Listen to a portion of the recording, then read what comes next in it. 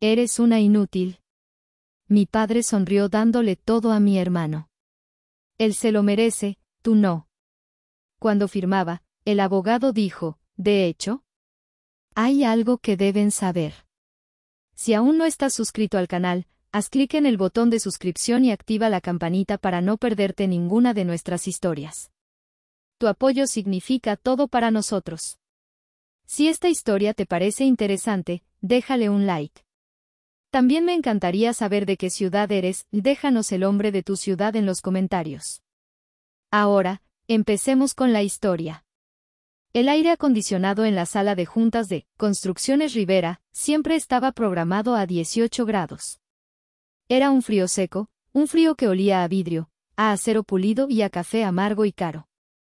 Era el aire de Monterrey, tan diferente del calor húmedo y el aroma a tierra mojada y copal de Oaxaca, de donde yo acababa de llegar.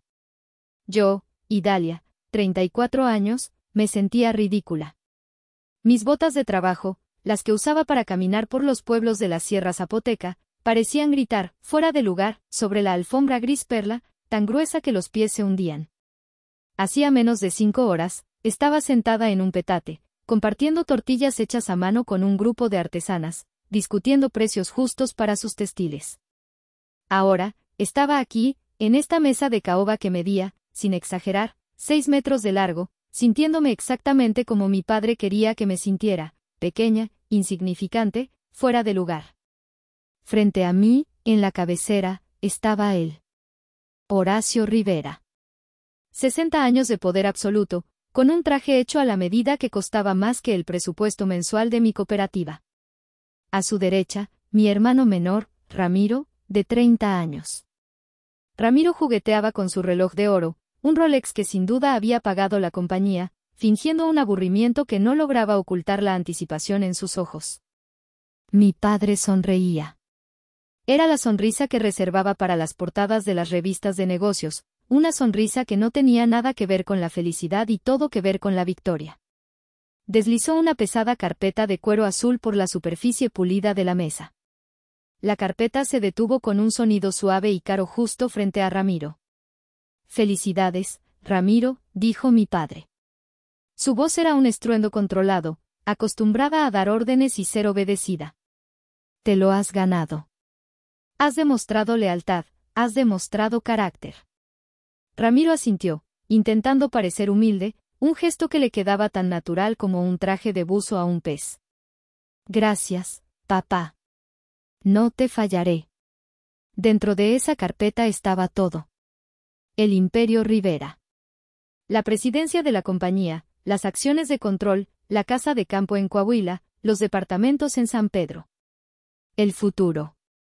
Apreté las manos en mi regazo, sintiendo la textura familiar del bordado de mi blusa.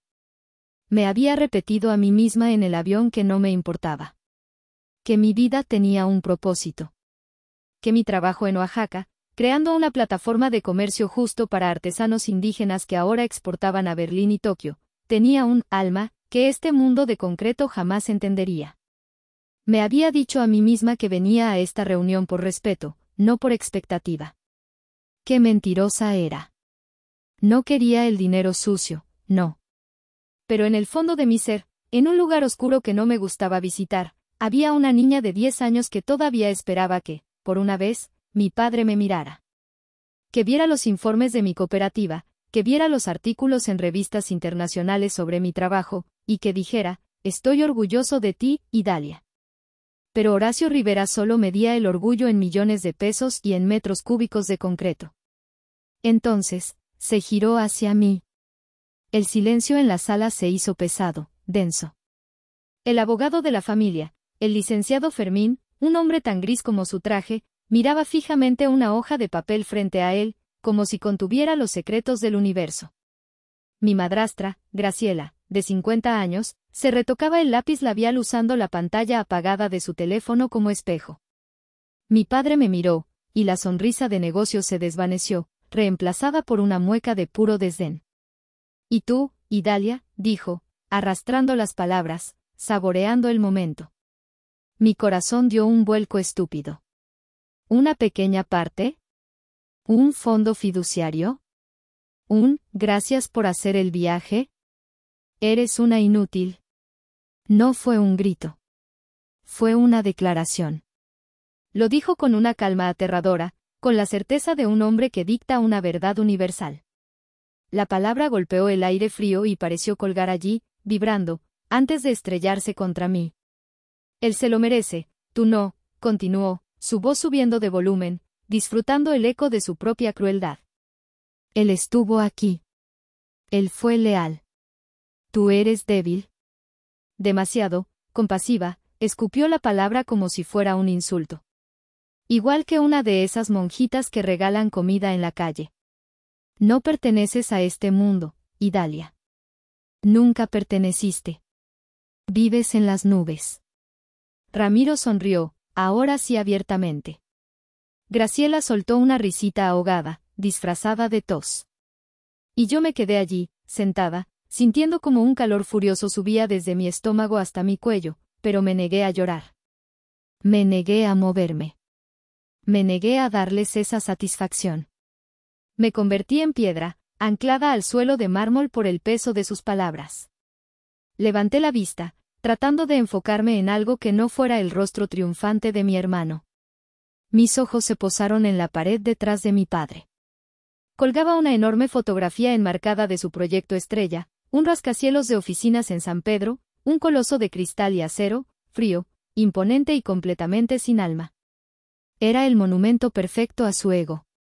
Fue esa imagen la que abrió las compuertas de mi memoria, inundándome con un recuerdo tan vívido que casi pude oler el pegamento. Tenía 15 años. Había pasado los últimos 3 meses encerrada en mi habitación, con los dedos pegajosos y pequeñas cortadas de cúter. Había estado construyendo mi proyecto para la Competencia Nacional de Arquitectura para Jóvenes. No era un rascacielos. Era un centro comunitario sustentable para una zona rural, diseñado con bambú, adobe y un sistema de captación de agua de lluvia que yo misma había diseñado. Era hermoso. Cuando anunciaron a los ganadores, no podía respirar. Primer lugar nacional. Corrí por el pasillo de nuestra antigua casa, la que teníamos antes de que Graciela nos convenciera de mudarnos a una fortaleza de mármol sin vida. Sostenía el diploma y el pequeño trofeo, que era una maqueta de mi edificio, con manos temblorosas. Encontré a mi padre en su estudio, fumando un puro y hablando por teléfono sobre toneladas de cemento. Esperé pacientemente durante 20 minutos. Cuando colgó, me acerqué con una sonrisa que me partía la cara. Papá, mira. Gané. Gané el primer lugar nacional. Mi proyecto. Él tomó el diploma. Lo miró por encima, sus ojos grises escaneando el documento sin realmente leerlo. Tomó el trofeo, la maqueta, la sopesó en su mano. Ajá. Está bien, dijo. Su voz era plana. Vacía de emoción. Buena cosa. En ese preciso momento, Ramiro, de 11 años, entró corriendo, cubierto de lodo de pies a cabeza, sosteniendo un bate de béisbol roto. Papá, papá. Le di. Le di a la ventana del vecino. La rompí, pero viste que lejos voló la pelota. Horacio Rivera soltó una carcajada. Una carcajada atronadora, profunda, llena de orgullo genuino. Se puso de pie, se acercó a Ramiro y le revolvió el cabello con una fuerza que casi lo tumba. Ese es mi hijo, exclamó, con los ojos brillando. Eso es tener cojones. Rompiendo cosas. Demostrando carácter. No te preocupes por la ventana, yo la pago. Lo que importa es que tienes agallas, cabrón. Mi padre nunca me preguntó por mi proyecto. Nunca hablamos de los paneles solares, ni del bambú, ni de la captación de lluvia. Esa noche, más tarde, cuando fui a buscar un vaso de agua, encontré mi maqueta, mi pequeño trofeo, en el cuarto de servicio. Estaba tirada en un rincón, sobre una pila de periódicos viejos, junto a unas botas lodosas. Uno de los pequeños árboles de bambú que había hecho con tanto cuidado estaba roto. No lloré esa noche. Aprendí, a los 15 años, que llorar era inútil. Simplemente recogí mi maqueta rota y la llevé a mi habitación. Fue como si algo dentro de mí se endureciera, como el concreto que mi padre tanto amaba. Ese fue el día en que entendí. Mi padre y yo no hablábamos el mismo idioma. Su definición de fuerza era la destrucción, el ruido, la agresión. Mi definición de fuerza era la creación, la comunidad, la resiliencia. Mi decisión de irme a Oaxaca, años después, no fue una huida, como él siempre le decía a todo el mundo. Fue un acto de guerra. Fue mi forma silenciosa de decirle, tu mundo no es el único que existe. Y el tuyo no es el que yo elijo. Fue mi rebelión. Y, por supuesto, eso lo enfurecía más que cualquier confrontación directa. Él veía mi vida en Oaxaca, mi cooperativa que ahora exportaba artesanías a 3 continentes y era un modelo de estudio en universidades, como un pasatiempo de niña hippie. Quizás, en el fondo, yo también tenía mi propia arrogancia. Yo me sentía moralmente superior. Yo me sentía mejor que ellos, con sus trajes caros, sus autos de lujo y sus almas vacías. Pero aquí estaba, en su sala de juntas, y la verdad era que sus palabras, inútil, pronunciadas con esa convicción absoluta, todavía tenían el poder de herirme. El licenciado Fermín, el abogado, carraspeó discretamente, un sonido seco en el silencio tenso. Se sirvió un poco de agua de una jarra de cristal. El olor del café amargo que se enfriaba en la mesa me trajo otro recuerdo, igual de amargo, igual de definitorio. Tenía 18 años. Era la cena para celebrar mi graduación de la preparatoria. Había obtenido las mejores calificaciones de mi generación y una beca completa en una universidad de élite. Mi padre, por supuesto, había invitado a todos sus socios y amigos. No era una celebración de mi logro, o era una oportunidad para que él presumiera. En medio de la cena, uno de sus socios, un hombre gordo con un reloj de diamantes, me preguntó qué pensaba estudiar. Antropología, dije, con la confianza ingenua de la juventud. Quiero especializarme en desarrollo comunitario y microfinanzas. El silencio que cayó sobre la mesa fue instantáneo. La música clásica pareció detenerse. Mi padre me miró como si acabara de escupir en el plato principal. Forzó una sonrisa, le dio una palmada en la espalda a su socio y cambió de tema. Pero yo sabía que la tormenta vendría después. Y vino. Tan pronto como el último invitado se fue, la fachada de Horacio Rivera se derrumbó. «Basura», gritó, su voz rebotando en el mármol del vestíbulo de la casa nueva de Graciela. «Eso es para hippies mugrosos y muertos de hambre. No vas a desperdiciar mi apellido y mi dinero en esa estupidez». «Es lo que quiero hacer», dije, tratando de mantenerme firme, aunque mis rodillas temblaban. «Tú vas a estudiar ingeniería civil, como yo», rugió. «O administración de empresas, como Ramiro cuando le toque. Vas a trabajar en la compañía que te va a dar de tragar». «No quiero. No quiero ser tú». El golpe no fue físico, pero casi lo sentí. Su rostro se puso de un rojo tan oscuro que me asusté. «Mientras vivas bajo mi techo», siseó, acercándose a mí, «harás lo que yo digo. O estudias algo que sirva, algo que genere dinero real, o no te doy ni un solo centavo». «Ni uno». «Entonces, no me des ni un centavo», le respondí. Cumplí mi palabra. Renuncié a la beca en la universidad de élite porque tenía una cuota de manutención que no podía pagar. Me inscribí en la universidad pública. Trabajé de mesera en un café por las mañanas y di clases particulares de matemáticas por las noches. Viví en un departamento diminuto con otras 3 chicas, comiendo atún de lata y sopa instantánea. Me gradué con honores en antropología, pagado enteramente por mí. Mi padre no fue a mi graduación. Envió a Ramiro en un auto nuevo de la compañía. Pero hubo alguien que sí me apoyó. Alguien que siempre lo hizo, en silencio. Mi abuela Elodia. La madre de mi padre. Ella era la cofundadora original de Construcciones Rivera. El capital inicial había venido de su familia, y la visión de construir comunidades, no solo edificios, había sido suya. Pero después de que mi abuelo murió, Horacio, siendo el único hijo varón, la había apartado de todas las decisiones. La había relegado al papel de la dulce abuelita que hace galletas. Pero abuela Elodia no tenía nada de dulce. Tenía fuego. Tenía la misma visión que yo. Me llamó a escondidas una semana después de mi pelea con mi padre. Me llamó al teléfono público del restaurante donde trabajaba.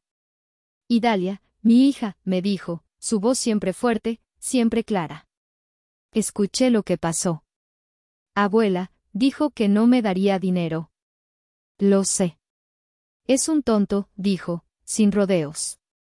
Tu padre es un hombre brillante para los negocios, pero un idiota para la vida. Solo ve lo que puede tocar, el acero, el dinero, los contratos. Es un hombre asustado. ¿Asustado? ¿Papá? Claro, mi hija. Le asusta todo lo que no entiende. Y él no te entiende a ti. Tú ves el alma de las cosas. Tú ves lo invisible. Y eso, mi hija, eso lo aterra más que el diablo. Hubo un silencio. Pero yo no soy él. Te he depositado algo de dinero en una cuenta que abrí para ti hace años. No es mucho, se lo he ido robando a mi pensión sin que él lo sepa. Para tus libros, para tus chucherías. Para que comas bien. Lloré. Allí, en la cocina apestosa del restaurante, lloré. Gracias, abuela. No agradezcas. Prométeme algo. Prométeme que no dejarás que ese hombre, aunque sea mi hijo y lo quiera, te apague el alma. Prométeme que seguirás construyendo tus cosas, las cosas que él no puede ver. Te lo prometo, abue. De vuelta en la sala de juntas, sentí el frío del metal en mi cuello.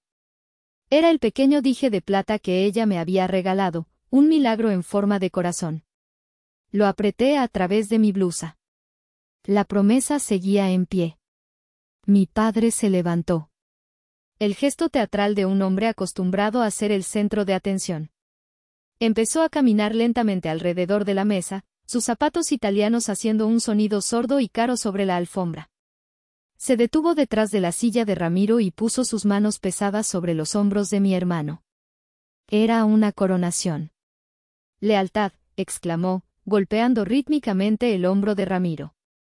Esa es la palabra clave. Eso es lo que construye imperios, licenciado Fermín. No las nubes, no los sueños hippies, no la caridad. Lealtad. Me miró directamente, sus ojos grises eran como trozos de hielo. Ramiro se quedó. Ramiro aprendió el negocio desde abajo. Quería gritar. ¿Desde abajo? Llamaba, desde abajo, a ser nombrado subdirector de proyectos especiales a los 23 años, con un sueldo de 6 cifras y un auto de la compañía, después de apenas haber terminado la universidad. Llamaba, aprender, a los 3 semestres que reprobó en una universidad carísima en Estados Unidos, una que mi padre pagó para que lo readmitieran. Llamaba, lealtad, a los 2 Mercedes-Benz de la compañía que había chocado por conducir borracho, accidentes que mi padre había borrado con dinero y amenazas. Llamaba, lealtad, al acuerdo de confidencialidad que mi padre tuvo que pagarle a una secretaria el año pasado, después de que Ramiro la confundiera en una fiesta de la empresa. Mi padre, en su ceguera deliberada, o quizás en su total complicidad, veía la obediencia servil y la falta de escrúpulos de Ramiro como lealtad, y mi independencia, mi moralidad, como una traición personal. Yo construí esto de la nada, continuó, su voz subiendo de volumen, ahora dirigiéndose a toda la sala, como si estuviera dando un discurso de aceptación. Con lodo y sudor. Con noches sin dormir y tratos cerrados en cantinas mugrosas. Nadie me regaló nada. Era su historia favorita. La del hombre hecho a sí mismo. Omitía convenientemente la parte donde la familia de mi abuela Elodia le había dado el capital inicial y los contactos. Yo puse los cimientos de esta ciudad, gritó, señalando por la ventana panorámica el horizonte de Monterrey. Y tú, me señaló con un dedo grueso, tú te vas a Oaxaca. A ayudar a la gente. A encontrar tu alma. ¡Qué bonito! ¡Qué poético! Se burló, un sonido feo. Pero déjame decirte algo, Idalia. Tú te das el lujo de tener alma y principios, gracias al dinero que este trabajo sucio te dio. La educación que te pagué, la ropa que vestiste, la comida que comiste. Todo salió de este concreto que tanto desprecias. Eres una hipócrita. Eso dolió. Dolió profundamente, porque, en el rincón más honesto de mi corazón, una pequeña parte de mí sabía que había algo de verdad en eso. El privilegio de mi apellido, el privilegio que me había dado su dinero, era precisamente lo que me había dado la plataforma para rebelarme contra él. Hablas de valor, se burló, acercándose a mí. ¿Tu trabajito tiene valor? A ver. Dime, ¿cuánto ganas? ¿Ganas millones de pesos al mes? ¿Verdad que no? Tu cooperativa es un caso de caridad. Igual que tú. No produce, solo gasta. Mi cooperativa es rentable, dije en voz baja, pero firme. Y le da trabajo digno y justo a 50 familias de artesanos. 50 familias, se rió, una risa estridente. 50. ¿Yo le doy trabajo a 5,000? Esa es la diferencia, Idalia. Esa es la maldita diferencia. Tú juegas a la casita, yo manejo el mundo real. Se volvió bruscamente hacia la mesa, satisfecho de su actuación. Agarró el bolígrafo, una Montblanc gruesa y ostentosa que parecía un arma. Se acabó la discusión. Se acabó el juego. KY, Fermín. Bórrala del fideicomiso. Que no reciba ni un clavo oxidado. Que vea cuánto duran sus sueños y sus principios, sin el dinero de papá. Papá, mi voz fue un susurro, la última súplica de esa niña de 10 años. Por favor. No hagas esto. Él ni siquiera me miró. Tú elegiste tu camino, Idalia. Ahora, vive con él. Acercó el bolígrafo a la línea de firma. El tiempo pareció congelarse en ese instante. Vi la punta dorada del bolígrafo de mi padre, gorda y brillante, moverse con una lentitud exasperante hacia la hoja de papel. El documento que borraba mi nombre de la herencia familiar.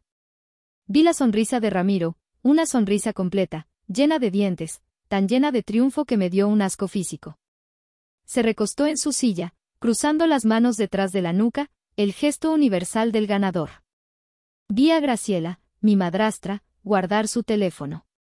La farsa había terminado. Su parte del imperio, asegurada a través de Ramiro, estaba a salvo. Sacó un espejo compacto y revisó su maquillaje, preparándose para la cena de celebración. Vi al licenciado Fermín, inmóvil como una estatua, observando la pluma con una expresión indescifrable. Sentí el peso de 34 años de ser la invisible, la otra, la débil, la soñadora. Sentí el polvo de Oaxaca en mis botas, el milagro de plata de mi abuela frío contra mi pecho y la promesa que le había hecho. Y sentí una profunda, absoluta y fría resignación. Se había acabado. Había perdido. Él había ganado. El bolígrafo tocó el papel. La tinta negra comenzó a fluir. Ejem.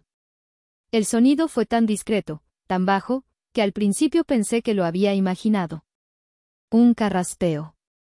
Un pequeño sonido seco en el silencio cargado de la sala. Nadie se movió. El bolígrafo de mi padre se detuvo a mitad de la H de su firma. Graciela levantó la vista de su espejo, frunciendo el ceño, irritada por la interrupción. La sonrisa de Ramiro vaciló, reemplazada por una mueca de confusión. Ejem. Esta vez fue más fuerte. Más claro. Deliberado. No era una tos accidental. Era una interrupción calculada. Todos, como uno solo, giramos la cabeza para mirar al licenciado Fermín. El hombre gris. El hombre invisible. El que solo asentía, tomaba notas y llevaba los maletines. Estaba sentado perfectamente derecho, con las manos pálidas y huesudas entrelazadas sobre su viejo maletín de cuero desgastado. Miraba fijamente a mi padre. Y no había miedo en sus ojos. Había algo más. Una calma profesional, una autoridad que yo nunca había visto en él. Una autoridad que, de repente, pareció más poderosa que todos los gritos y el dinero de Horacio Rivera. ¿Qué? Soltó mi padre, su voz un gruñido. La interrupción en medio de su clímax lo había enfurecido. ¿Qué carajo quieres, Fermín? Estoy ocupado. Terminemos con esto de una vez. El licenciado Fermín no se inmutó. No parpadeó. De hecho, dijo. Su voz era suave, casi un susurro, pero cortó el aire como un bisturí. Esas dos palabras. De hecho. Las dos palabras más hermosas, más potentes, que había escuchado en toda mi vida. De hecho, ¿qué, carajo?, repitió mi padre, golpeando la mesa con el puño. El licenciado Fermín hizo una pausa dramática que silenció incluso la respiración de mi padre. Miró a cada persona en la sala, uno por uno. Sus ojos se detuvieron en mí por un segundo, y vi algo en ellos que no era lástima. ¿Era respeto?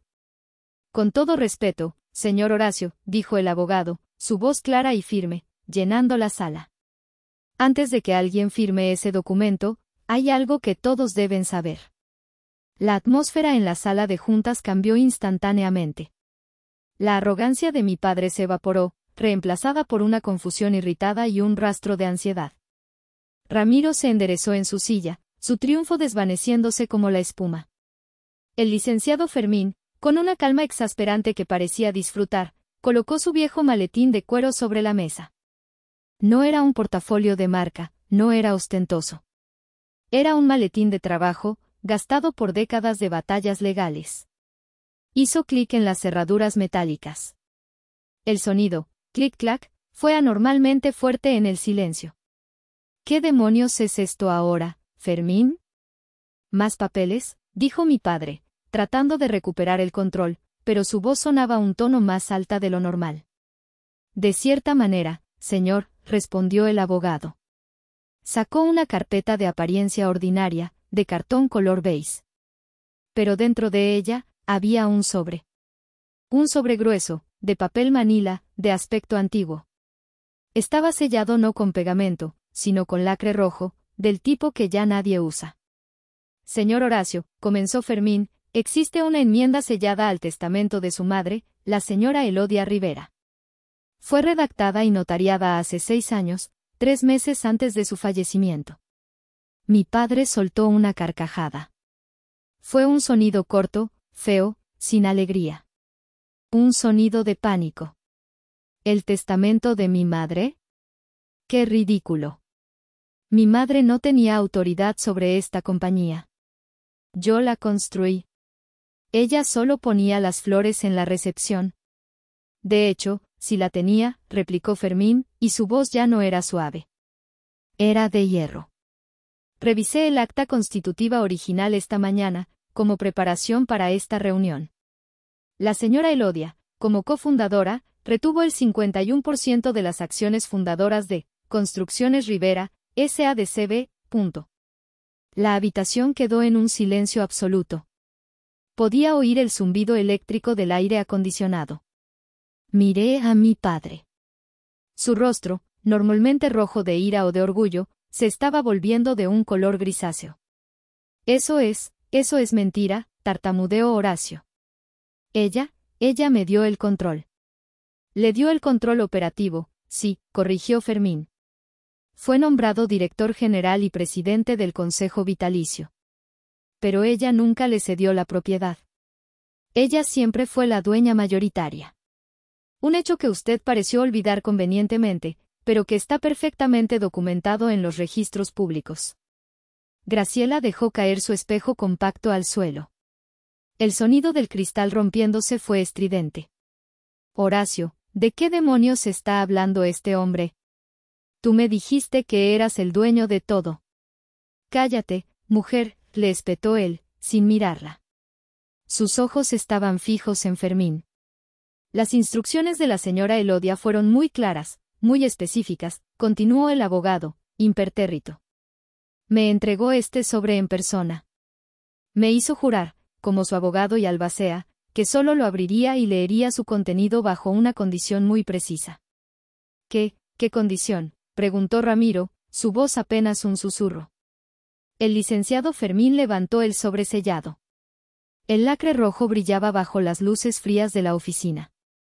Sus palabras exactas, señor Horacio, y las recuerdo perfectamente, además de estar por escrito en la carta de instrucciones que la acompaña. Fermín, abre esto solo si mi hijo, Horacio, en su infinita y monumental necedad machista, intenta desheredar injustamente a Idalia. Un jadeo colectivo recorrió la sala. Graciela se llevó la mano al pecho. Ramiro me miró con los ojos desorbitados. Y yo sentí que el suelo desaparecía bajo mis pies. Mi corazón. Sentí que se saldría de mi pecho. Abuela. Mi abuela lo había sabido. Había visto este mismo día, 6 años antes de que sucediera. Había sabido qué palabras usaría él. Había sabido qué haría él. Ella me conocía. Y, sobre todo, lo conocía a él. Esto es una locura. Una trampa. La manipulación de una vieja senil, gritó mi padre, golpeando la mesa.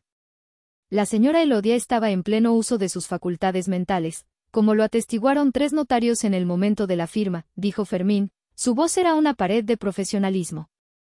Y como su albacea, estoy legalmente obligado a cumplir sus deseos. Y sus deseos son muy claros.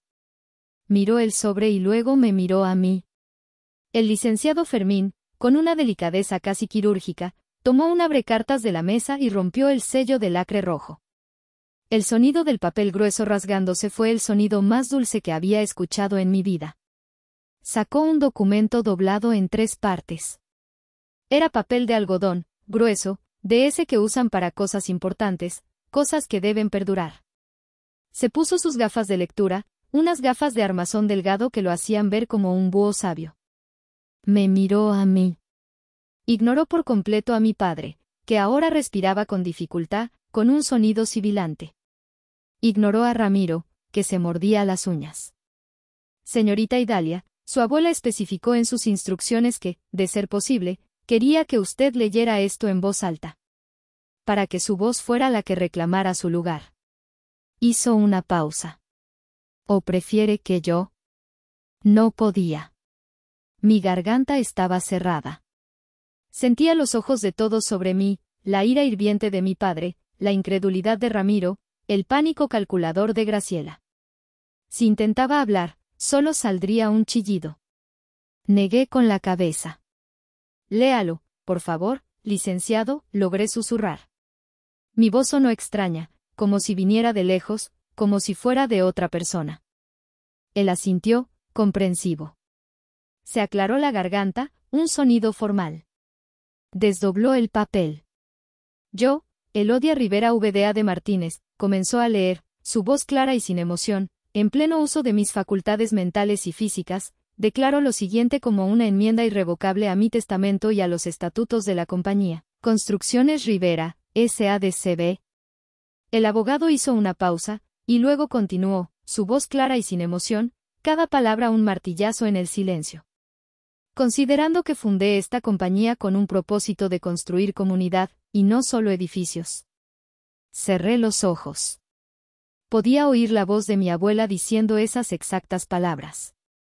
Y considerando que temo que mi hijo, Horacio Rivera, haya olvidado dicho propósito, cegado por el orgullo y el dinero. Maldita sea, Fermín, ve al grano, gritó mi padre. Fermín lo ignoró. Y en el caso específico de que mi hijo, Horacio Rivera, en un acto de juicio deplorable, considere a mi nieta, Idalia Rivera Martínez, como indigna, débil o inútil. Me estremecí. Inútil. Ella usó la misma palabra. Sabía exactamente qué palabra usaría él. La habitación pareció dar vueltas. Y en el caso de que intente removerla de su legítima herencia o de su lugar en la compañía que yo ayudé a fundar. Fermín levantó la vista del papel por un segundo, mirando a mi padre por encima de sus gafas, y luego continuó, cada sílaba perfectamente pronunciada. Yo, Elodia Rivera, por el poder que me otorgan mis acciones, cedo de manera inmediata, total, absoluta e irrevocable mi 51%, de control total de Construcciones Rivera, SADCB, a mi nieta, Idalia Rivera Martínez. El silencio que siguió no fue un silencio. Fue un vacío. Un agujero negro que absorbió todo el aire, todo el sonido, toda la luz de la sala. Vi a Graciela llevarse la mano al pecho, su boca abierta en una carita sorprendida perfecta de horror. Vi a Ramiro, que todavía sostenía la carpeta azul, mirarla como si fuera una serpiente. Abrió la boca y la cerró, varias veces, como un pez fuera del agua. Y vi a mi padre. Su rostro pasó del gris al rojo púrpura en un segundo. Vi una vena palpitar en su sien. Con efecto inmediato, repitió el licenciado Fermín, como si quisiera asegurarse de que la bomba había explotado correctamente. Esta enmienda, debidamente notariada y registrada, anula y reemplaza cualquier acuerdo previo, cualquier poder notarial o cualquier decisión operativa tomada por el director general. La señorita Idalia Rivera es, a partir de este preciso momento, la accionista mayoritaria y, por ende, la máxima autoridad de esta compañía. ¿Qué demonios significa eso?, rugió mi padre, poniéndose de pie de un salto, tirando su silla al suelo. El estruendo fue ensordecedor. Es absurdo, es una locura, ella no sabe nada de concreto, ella hace pulseritas de hilo en Oaxaca. Si llegaste hasta esta parte del video, significa que realmente te interesó la historia. Cuéntame en los comentarios qué opinas, escribe el número 1 para saber que estás aquí o dime desde qué parte de tu país me estás viendo. También puedes dejar cualquier pregunta y la responderé. El eco del golpe de mi padre y el estruendo de la silla cayendo aún flotaban en el aire. Y en ese preciso instante, algo dentro de mí, algo que había estado dormido, o quizás roto, durante 34 años, hizo clic y encajó en su lugar. El miedo se fue. La duda se fue. El dolor de toda una vida de ser llamada inútil, débil, soñadora y fracasada se evaporó. Y en su lugar quedó una calma. Una calma fría, absoluta y poderosa. La debilidad que mi padre siempre había despreciado en mí, mi empatía, mi silencio, mi preferencia por escuchar antes de hablar, mi deseo de construir comunidad en lugar de solo edificios, no era debilidad. Era paciencia. Y mi paciencia se había acabado. Lentamente, me puse de pie. No de un salto. No con ira. Lentamente, con dignidad. Todos los ojos, ahora llenos de shock, se giraron hacia mí. Mi voz, cuando hablé, no tembló. Salió clara, firme y con un timbre que ni yo misma reconocí. Quizás no entiendo tu versión del negocio, papá, dije, mirándolo directamente a los ojos. Él seguía de pie, temblando de ira, su traje caro arrugado. La versión que usa el dinero para humillar. La versión que confunde la agresión con la fuerza. La versión que destruye ventanas y lo llama carácter, punto. Caminé lentamente, mis botas de trabajo haciendo un sonido suave sobre la alfombra cara. Caminé alrededor de la mesa, pasando junto a Graciela, que me miraba como si yo fuera un fantasma. Pasando junto a Ramiro, que se había encogido en su silla, pareciendo de repente el niño de 11 años que era. Pero sé cómo construir, continué, mi voz llenando la sala. Y sé cómo liderar. Y sé que una compañía que no cuida a su gente, que no respeta a sus comunidades, no vale nada, por más rascacielos que construya en San Pedro. Me detuve frente a él, en la cabecera de la mesa. Éramos de la misma altura. Tú ves concreto. Yo veo hogares. Tú ves contratos. Yo veo futuros. Y aparentemente, abuela Elodia también veía la diferencia. Me giré hacia el licenciado Fermín, quien me miraba con una leve, casi imperceptible, sonrisa profesional. Licenciado. Gracias por cumplir con la voluntad de mi abuela. Ahora, si me hace favor, tenemos una compañía que dirigir. Fermín asintió, cerrando su carpeta. En efecto, señorita Rivera. O debería decir, señora presidenta. Señorita. Presidenta, se burló Ramiro, con un último y patético intento de desafío. Esto es una broma. No puedes. Antes de que pudiera terminar, el licenciado Fermín deslizó algo más sobre la mesa hacia mí. Era la pequeña caja de madera oscura y gastada. Y esto, dijo suavemente, también es para usted. Sus instrucciones fueron que se lo entregara inmediatamente después de leer el documento. La abrí. Dentro, sobre un lecho de terciopelo morado y desgastado, estaba él. El milagro de plata. El pequeño corazón que mi abuela siempre usaba, colgado de un cordón de cuero. Debajo, una nota doblada, escrita con su elegante y temblorosa caligrafía. La abrí. Solo había 6 palabras. Tú nunca fuiste débil. Eres la fuerza silenciosa. Ahora, haz ruido. Tomé el milagro de plata. El metal estaba frío al tacto. Desabroché el cordón y me lo colgué sobre el cuello. Sobre mi blusa bordada de Oaxaca. Se sentía como una armadura. Cerré la caja. Levanté la vista. Papá, dije, mi voz ahora firme, la voz de la dueña, la voz de la presidenta. Creo que deberías sentarte. Y recoger tu silla. Me giré hacia mi hermano.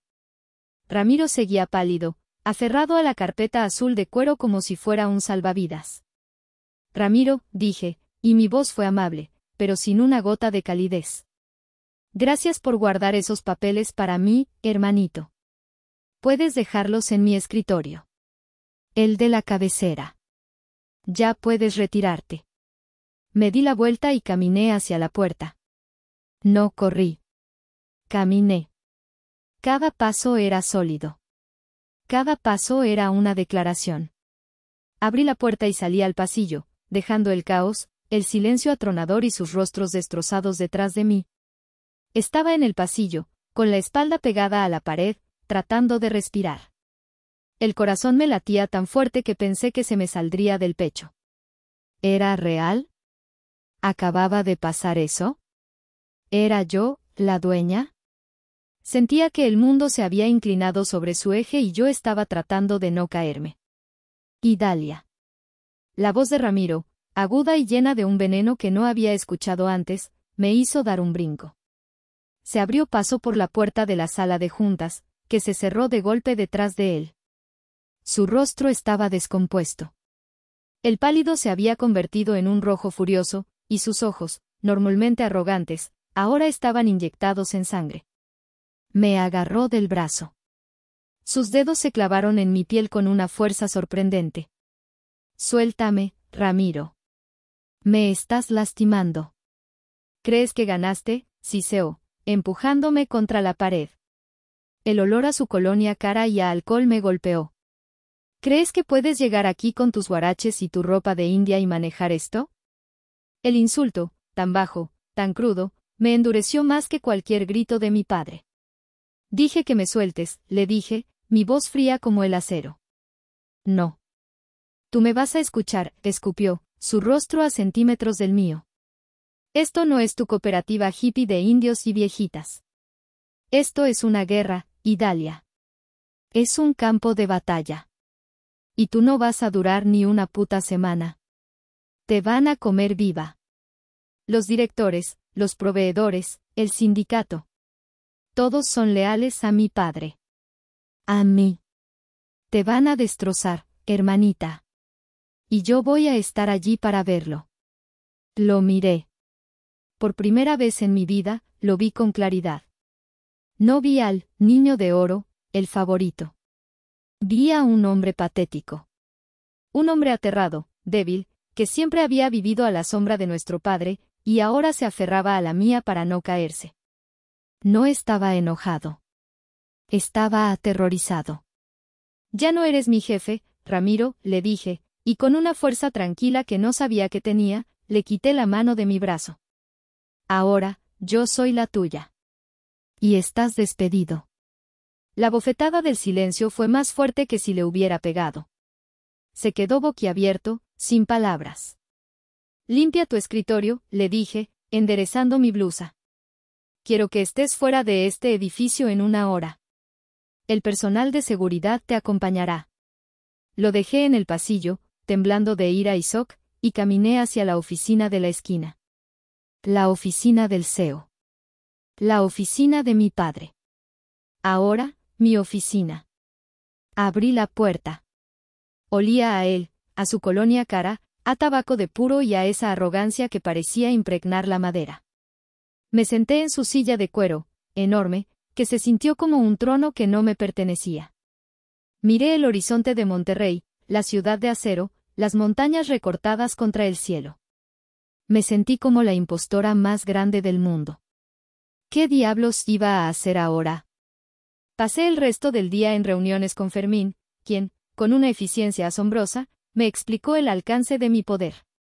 Era absoluto. Esa noche, me quedé hasta tarde. El edificio estaba en silencio. Los tacones de las secretarias y el rugido de los gerentes se habían ido. Yo estaba sola, mirando los millones de luces de la ciudad, sintiéndome más pequeña que nunca. Un golpe suave en la puerta me sobresaltó. Adelante. La puerta se abrió y entró Rosa. La asistente de mi padre. O, mejor dicho, la asistente del CEO. Una mujer de unos 60 años, callada, eficiente, que había trabajado para la compañía desde antes de que yo naciera. Siempre había sido parte del mobiliario, invisible como yo. Señorita Idalia, dijo en voz baja. Llevaba una pequeña bandeja. Sobre ella, una taza de barro humeante. Le traje un café de olla. De la cafetera que tenemos escondida en la recepción. A la señora Elodia le gustaba así. Con canela y piloncillo.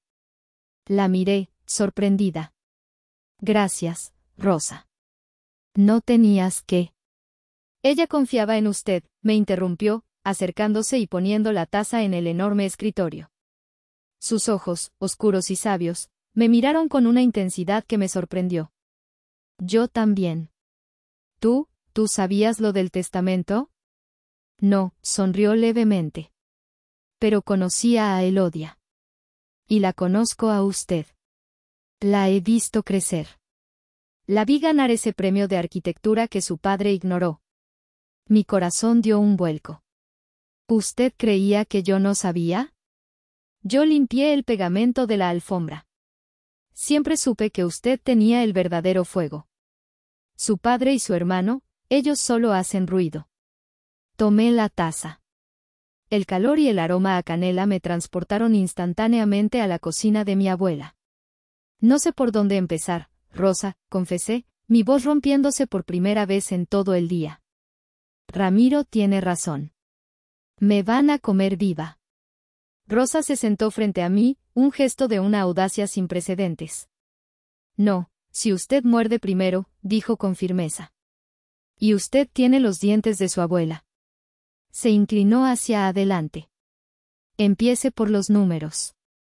La señora Elodia siempre decía, Horacio grita, pero los números no mienten. Los números confiesan, punto. ¿Qué números? El joven Ramiro no es nada cuidadoso con los números. Es arrogante, como su padre, pero sin el cerebro. Especialmente con los proveedores. ¿Qué quieres decir? Revise las facturas de una compañía llamada Servicios del Norte, dijo.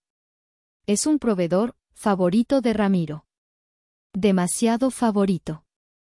Y yo, hizo una pausa, yo tengo copias de todo.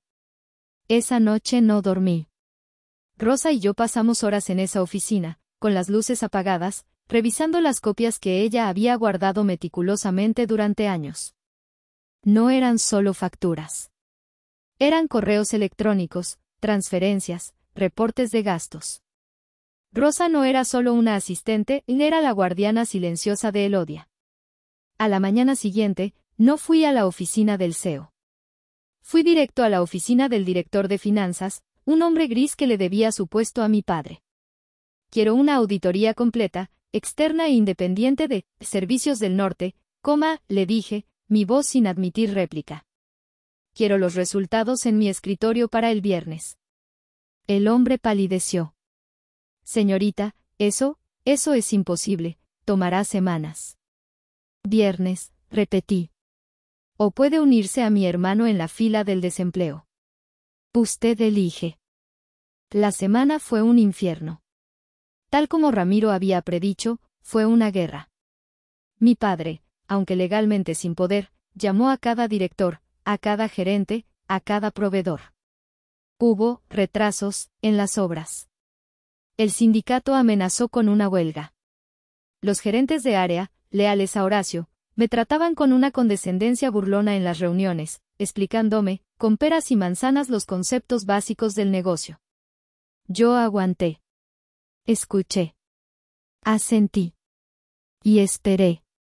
El viernes por la tarde, el equipo de auditores externos, pálidos como fantasmas, entraron a mi oficina y cerraron la puerta. Estaba todo allí. Peor de lo que imaginaba. Servicios del Norte era una empresa fantasma.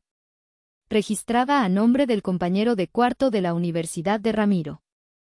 Había facturado cientos de millones de pesos a Construcciones Rivera durante los últimos 3 años por servicios de consultoría estratégica y materiales de importación que nunca existieron. Ramiro no solo estaba robando, le estaba desangrando la compañía. Convoqué una reunión de consejo de emergencia esa misma tarde. Esta vez, yo estaba en la cabecera, con Rosa a mi lado, tomando notas. Horacio estaba allí, no como CEO, sino como accionista minoritario, con Graciela a su lado. No grité. No acusé. No hice un espectáculo. Simplemente puse el informe de la auditoría en el proyector. Las hojas de cálculo. Las transferencias bancarias. Los correos electrónicos. El nombre del amigo de Ramiro. La foto de Ramiro y su amigo en un yate en Dubái, posteada en Instagram esa misma semana. Todo. La sala quedó en un silencio sepulcral. Graciela miraba el informe con horror, no por el robo, sino por la vulgaridad de ser atrapados. El consejo, dije, mi voz era la única que se oía, tiene 2 opciones. 1. Reportamos este fraude masivo al SAT y a la Fiscalía. Lo cual, créanme, nos pondrá a todos bajo un microscopio que nadie quiere. Hice una pausa. O 2. Miré a mi padre. O 2, repetí. Aceptamos la renuncia inmediata e irrevocable de Ramiro Rivera de todas sus posiciones, y él se compromete, legalmente, a restituir hasta el último peso robado. Y tú, papá, te retiras. Hoy. Completamente. Ramiro, que había sido traído a la reunión, se derrumbó. Literalmente. Empezó a sollozar allí mismo, un llanto feo, mocoso, de niño mimado al que le quitan el juguete. Resultó que el robo masivo era para pagar deudas de juego y un problema de drogas que mi padre se había negado a ver. Pero fue mi padre quien se rompió. Lo vi envejecer 10 años en 10 segundos. El poderoso Horacio Rivera, su hijo leal, su carácter, era un ladrón y un adicto. Su imperio estaba construido sobre la arena. Unas semanas después, Horacio me esperaba en mi oficina. Era la primera vez que lo veía desde la reunión. Se veía pequeño. Su traje le quedaba grande. Ella tenía razón, dijo en voz baja, sin mirarme. Mi madre. Ella siempre tuvo razón. Puso una foto vieja sobre mi escritorio. Era yo, de unos 12 años, sentada en las rodillas de abuela Elodia en una obra en construcción. Ambas usábamos cascos y reíamos. Lo siento, Idalia, dijo, y su voz se quebró. Por todo. Por no ver. No fue una absolución. No fue un final feliz de película. Fue un comienzo. Difícil. Un mes después, el director de mi cooperativa en Oaxaca me llamó, gritando y llorando de emoción. Habían recibido una donación anónima. Una donación de 7 cifras, en pesos. Suficiente para construir la nueva escuela de artesanos y el centro de día que tanto habíamos soñado. No había nota. No la necesitaba. Hoy, sigo dirigiendo Construcciones Rivera. Es difícil. Cada día es una batalla. Pero la compañía está cambiando. Estamos construyendo proyectos de vivienda sustentable. Tenemos guarderías para los hijos de los obreros. Rosa es mi jefa de gabinete. La gente ya no trabaja con miedo. No obtuve venganza. Obtuve respeto. Y estoy construyendo algo con alma. Pero a veces, en la noche, cuando miro el horizonte de Monterrey desde esta oficina, sostengo el milagro de plata de mi abuela y todavía me pregunto: ¿hice bien en darles una segunda oportunidad a mi padre y a mi hermano, o debí destruirlos por completo, como ellos intentaron hacer conmigo? ¿Ustedes qué hubieran hecho?